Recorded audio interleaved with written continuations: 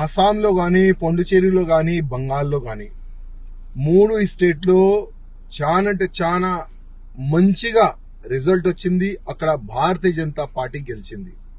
కానీ అక్కడ కార్యకర్తలు మంచి సంబరాలు చేసుకుంటున్నారు. వాళ్ళకి అధికారం ఉన్నది. కానీ మన తెలంగాణలో కూడా సంబరాలు చేసుకుంటున్నారు. అర్థమైతే లేదు. ఇంకా ఎన్ని సంవత్సరాలు వేరేళ్ళు పెళ్లి చేసుకుంటే మనం ఇక్కడ డ్యాన్స్ చేయాలి? అర్థమైందా? అంటే ఇంకా ఎన్ని సంవత్సరాలు? బంగాల్ అట్లాంటి స్టేట్ లో భారతీయ జనతా పార్టీ గవర్నమెంట్ వచ్చిందంటే అది చాలా పెద్ద మాట.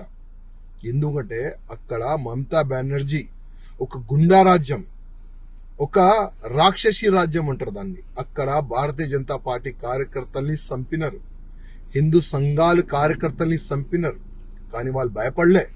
ఎట్టి పరిస్థితిలో బంగాల్లో భారతీయ జనతా పార్టీ గవర్నమెంట్ రావాలే, కాషాయం గవర్నమెంట్ రావాలని ఒక సంకల్పం పెట్టుకొని ప్రాణ త్యాగం పెట్టి వాళ్ళు పనిచేస్తున్నారు. అందుకోసం ఇవాళ బంగాల్లో భారతీయ జనతా పార్టీ గవర్నమెంట్ వచ్చింది.